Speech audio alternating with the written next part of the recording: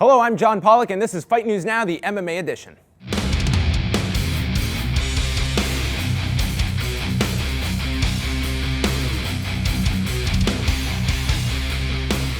What's happening, fight fans? Welcome to another edition of Fight News Now. I'm John Pollock, and today we're looking at UFC's Fight for the Troops 3 event, and Wanderlei Silva will stop by later on in our newsmakers. Of course, John Ramdeen and Robin Black will be here to discuss some hot topics on 3 rounds, and on the shift, you have a chance to see Thor: The Dark World. But up first are this week's newsmakers.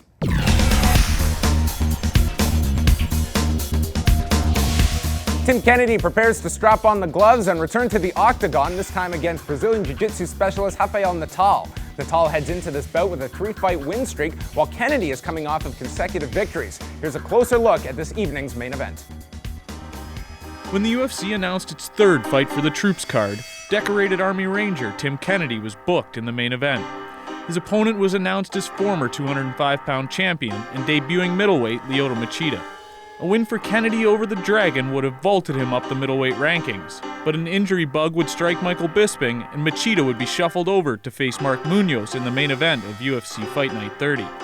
When Kennedy received word of the change, he made it his mission to secure an opponent, calling out every middleweight in the UFC on Twitter. The man to step up would be Rafael Natal.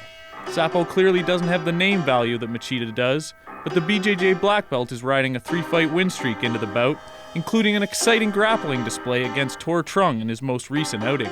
Kennedy is one of the most well-rounded competitors in the division and has a gas tank that can last for days. While a bout with the Dragon would have meant more for Kennedy's career, he is still performing at an army base in front of his fellow soldiers and will want to put on a show.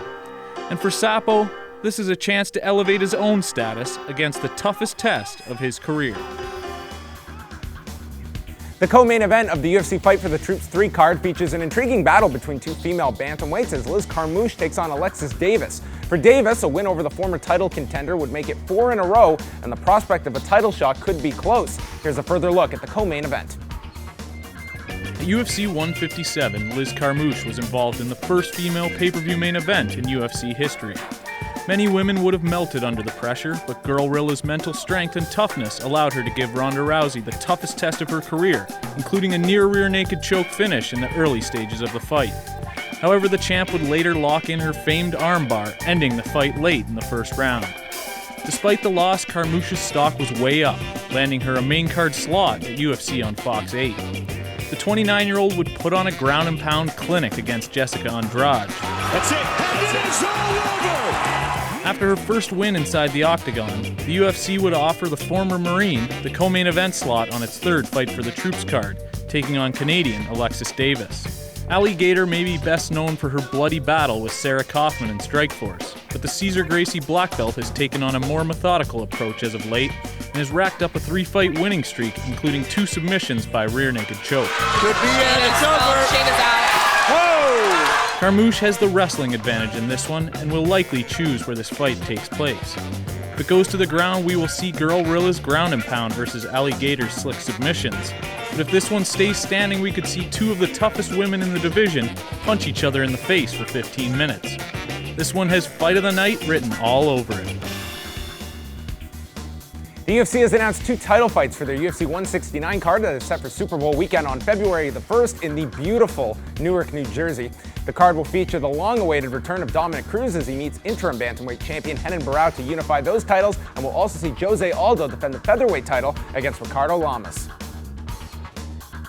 UFC President Dana White once again addressed the bloated roster size of the company. Right now, the organization is so heavy on talent that some fighters are having huge layoffs between fights, and it's forcing the UFC into a difficult position. I keep telling you guys, our roster is too full. Guys have to get fights. It's like every time after a show, we cut a guy and they're like, "F you, Dana White, you're an idiot, this guy's blah, blah, blah." Shut the up. Let us run our business. The roster's too full. We want to be good to guys that deserve to be good to, because we're in a situation where if we don't give guys fights, we have to pay them for not fighting, which isn't good either. It's not like I'm like, oh, we don't want to pay a bunch of guys to not fight. Guys want to fight. Following his impressive head kick knockout over Mark Munoz, a number of potential matchups have surfaced for Lyoto Machida at 185 pounds. The Dragon has stated that he would be open to fighting teammate Anderson Silva if Silva defeats Weidman at UFC 168, but first on his wish list is a bout with Vitor Belfort. And now we move on over to this week's tweet of the week from UFC fighter Gegard Mousasi, who has been on the sidelines with a knee injury since April. Mousasi has expressed his desire to step into the octagon with the newest member of the UFC middleweight class, Lyoto Machida, coming off of his win over Mark Munoz. Despite being out of action due to an ACL injury, Conor McGregor has managed to generate interest for his eventual return, which is targeted for the spring of 2014. The Irish featherweight has been vocal on Twitter and had some choice words for lightweight Diego Sanchez. There's a lot of ass whoopings to be handed out. There's a lot of people talking some stuff, you know what I mean? It's great because this is the beautiful thing about this game. We can say whatever we want about each other, but at the end of the day, we got to get in and we got to fight. Diego Sanchez keep talking shit, you know what I mean? So I'd like to, you know, and plus it's an easy fight. I like easy money, it's my favourite. He's slurring his speech and all, you know what I mean? I'm worried about the guy. Before I fight him, I want to see his medical reports. I don't want to be the guy leaving him getting fed through a tube, wearing a nappy for the rest of his life, you know what I mean? So, but like I said, it's easy money and money's my favourite. Interim ONE FC bantamweight champion Bibiano Fernandes unified the promotion's title with his victory over Suchul Kim at ONE FC 11 total domination. The Brazilian revealed to Fight Network who his opponent would be for his next title defense. I think it could be Ueda. I think I know because he's the Grand Prix ONE FC champion. I think it could be he next, Ueda. He's pretty tough kid. He beat Eduardo Dantas. He fights for Bellator champion. He's pretty tough kid, you know what I mean? Maybe no, I think 100% it could be Ueda. Recently, UFC President Dana White confirmed that Wanderlei Silva and Chael Sonnen will coach the third season of Ultimate Fighter Brazil and then fight in 2014. Sonnen discussed why he wanted to coach opposite the Axe Murderer in enemy territory. Anderson Silva would be welcome, and whether he was on my side or he was on Wanderlei's side, he needs to be present. He is looked up to in that country. Here, you have to understand this on The Ultimate Fighter. This is for those young men that are scratching and clawing and trying to break through into an industry that's very hard to do. I think that they look up to Anderson Silva. I know that Anderson Silva has a lot of tools. I trust that he's a good communicator, and he should be present. And he will be asked by my side. Whether he accepts that or not is up to him. But if he doesn't, and it's a personal thing with me, then I hope that he comes on Wanderlei's side. But he needs to be present if there's an Ultimate Fighter in Brazil. From Brazil to Japan and then joining the UFC in 2007, Wanderlei Silva has become one of the most popular fan favorites in the history of the sport, and it's due to his very aggressive fight style. We caught up with Silva as he took us on a trip down memory lane and told us what it was like to finally make it to the UFC. The Axe-Murderer! Wanderlei!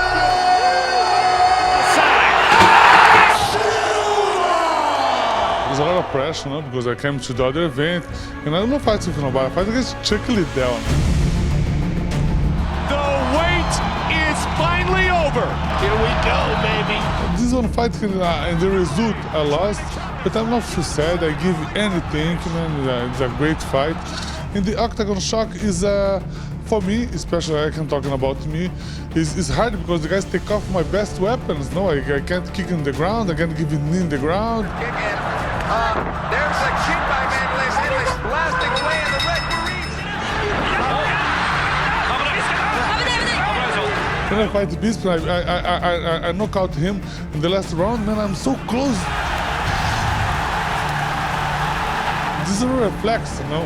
And see, I can kick, he be there, man. The fight is over. You know, a lot of situations like that, a lot of fights, sometimes I lost or I don't. They have some moments, that moment can change the result. Sometimes the guy came, you give this pro. When I hold the guy here, man, for me, the other time it's over.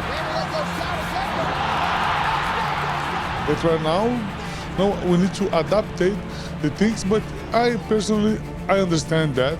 For the TV is better, you know, the kick is in the ground, the knees in the ground. Sometimes it's so aggressive to some people. So for me, no, I like it, but for the TV is good, for the sport is good, we need to accept. Wanderlei pushing forward. Did he throw it into the quick hands? Oh!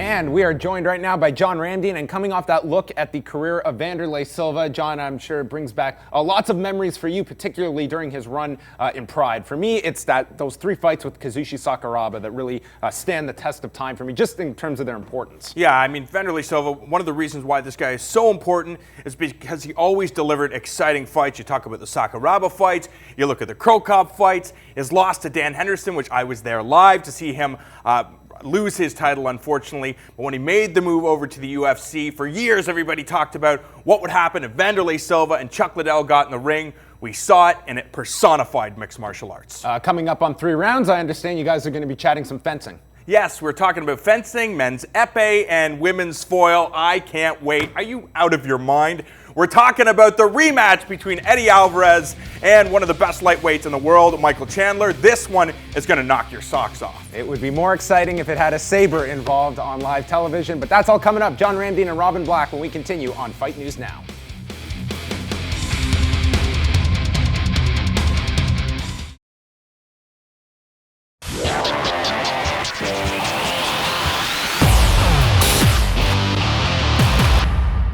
Hello and welcome back to Fight News Now. It's John Pollock here with you, and it is time for 3 rounds as we bring in my comrades, John Ramdien and, of course, Comrade Black with a dead animal on top. We are talking all about Bellator, and we know, John, Bellator, infamous for their Russian fighters. We are back from St. Petersburg. We have to look ahead to what was supposed to be the Bellator's promotion's first pay-per-view featuring Tito Ortiz and Quinton Jackson, kind of smoke and mirrors, trying to drag some old school fans to this product. We know Tito Ortiz is out, no pay-per-view happening. It's going on Spike TV, but we have a killer main event, 2 of the best and most exciting lightweights on the planet. Former champion Eddie Alvarez taking on the man, Michael Chandler. A lot of people believe that this guy should be ranked in the top 10. Do you agree? What do you like about this main event? Everything about this main event is great. And listen, you and I are not going to be the guys to knock the old pioneers, you know, your Rampages and your Titos. But this is a better main event. It really is. Michael Chandler is one of the elite fighters in the world for so many reasons. I mean, since taking this belt from Eddie Alvarez in the 4th round of a spectacular fight, he has knocked out a Japanese legend and a caveman in under 1 minute, and he submitted, took down, pounded out, beat up, out-grappled, and out-ground and pounded a judo black belt with a great grappling game. He's super, super well-rounded, and he's young, and he's a winner. This guy's a winner. He's kind of like Chris Weidman in that way, where everything he does, he succeeds at, and he's young enough that the idea of losing just doesn't enter his mind. When you think about Eddie Alvarez, the problem, or I guess a positive about Eddie Alvarez, is this guy gets hit. He always looks like he's in trouble. Somehow he's able to rebound, wasn't able to rebound in that fight with Michael Chandler. But do you expect anything different from Eddie Alvarez, or is this the guy that's saying, you know what, I'm going out there to entertain, I'm getting my title back no matter what, but I have to put on a show, and unfortunately, it means that I have to get punched in the face to give the fans what they want to see. Yeah, I mean, what is the saying? I think there's a saying. It's like you can't teach an old dog to do rocket surgery or something like that. This guy fights this way. This is who he is. Chandler's a winner at everything. Chandler is good at everything he does in his life. Eddie Alvarez is good at this. He's good at getting in your face, and he's good at fighting. He has beautiful head movement, beautiful footwork. He does get hit, but he lands the counter every single time.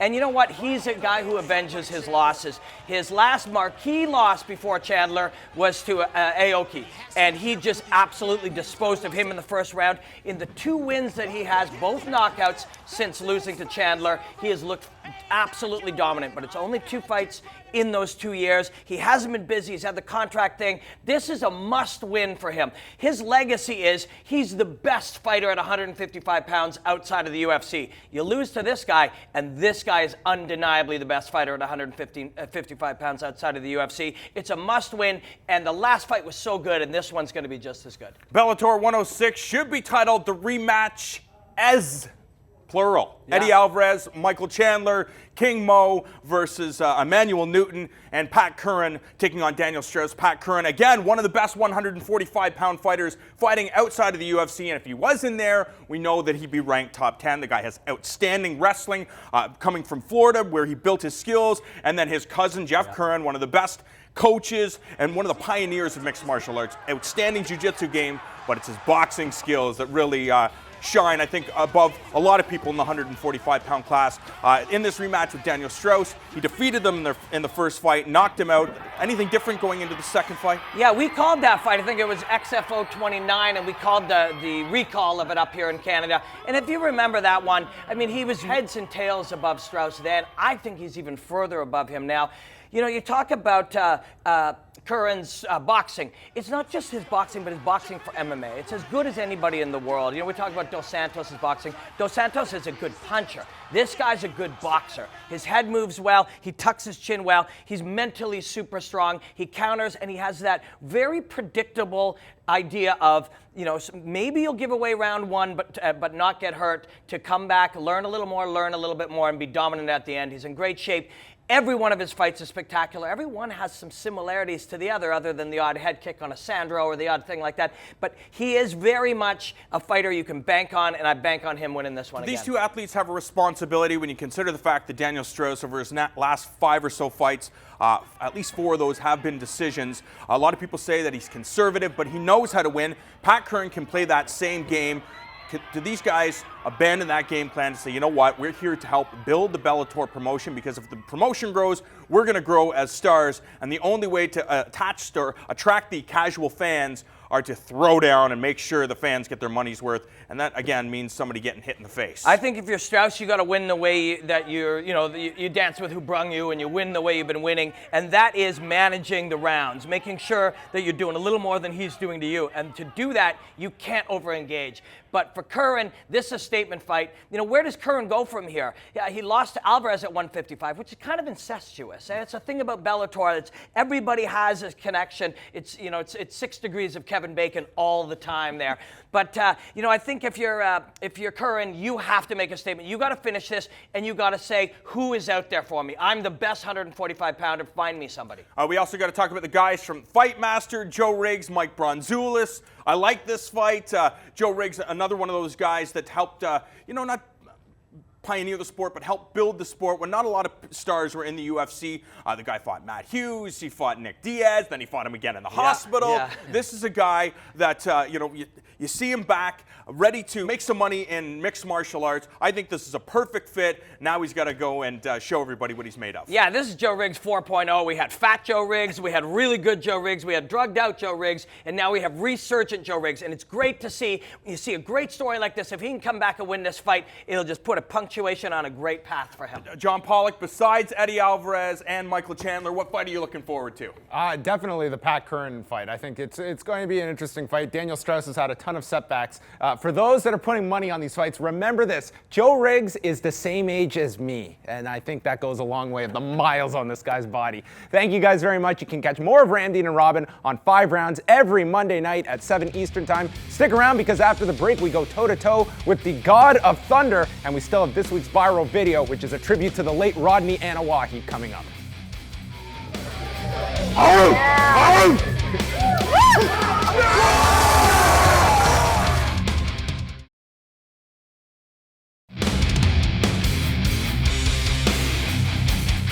Welcome back to Fight News Now. Remember to tune into Fight Network this Sunday to catch some kickboxing action with Infusion live from the Netherlands. Now get ready to brace yourself, as it is time for the shift.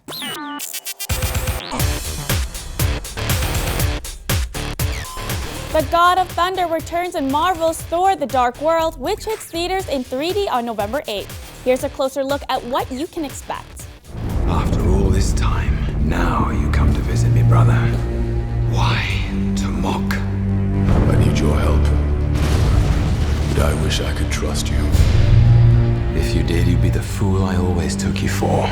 Thor is stepping into the role of king, or about to, potentially, and understanding or coming to terms with the responsibilities that becoming king carries. You even think about betraying him? And I'll kill you. He's, on one level, this kind of off-the-rails, psychopathic agent of chaos. That was from New York. I like her. But on a human level, his psychology and his emotional landscape is very, very interesting, because he's so intelligent and yet so broken. Thor, your bravery will not ease your pain. To be a young man who carries the weight of godliness, it's a challenging thing to do. Chris, besides being physically perfect, has a voice that carries such weight that you actually can believe that this young man has the stature of something that's more than human. I'll find a way to save us all. Alan Taylor has directed quite a number of the Game of Thrones. Action! And they're pretty atmospheric, gritty, muscly. So that's what he's bringing to this, a very, very good director. Alan is really incredible. He's really made this film so epic. I think it's such a grand scale, and it really feels sort of operatic when you see just how large everything is. The scope of the movie making is really, really grand. The whole world that they've created from the sets and the locations is an epic feel to it.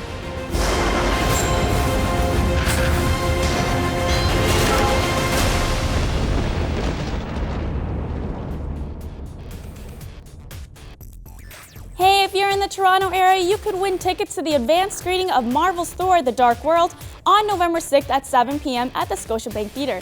Just tell us the name of Thor's hammer and you can be on your way. Tweet us at FightNet, #FNThor2, go onto Facebook, facebook.com/FightNetwork, or leave your comments on YouTube. That's it for the shift this week. Back over to you, John. Thank you, Priscilla. We're almost out of time, but we're not going anywhere until we hit you with this week's viral video, so knuckle up.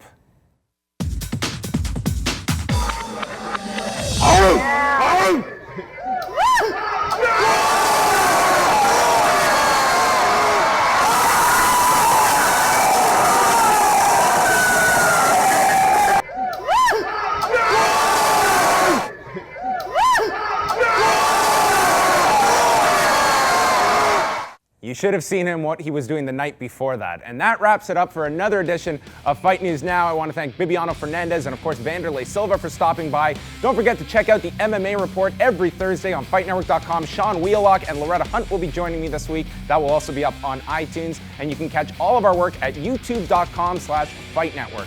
For John Ramdeen, Robin Black, Priscilla Carapan, and the whole Fight Network crew, I'm John Pollock, and thank you for watching. I am feeling the pork knuckle at this point. These guys beside us, they're like three big Russian guys that are sharing one. They're sharing one. We had four. All 4 feet. This is, you got your front left, your front right. These are the your hind, which, you know, I don't you know if that's the case, but over there. Wow. This is technically Ramdeen's breakfast because he woke up an hour ago.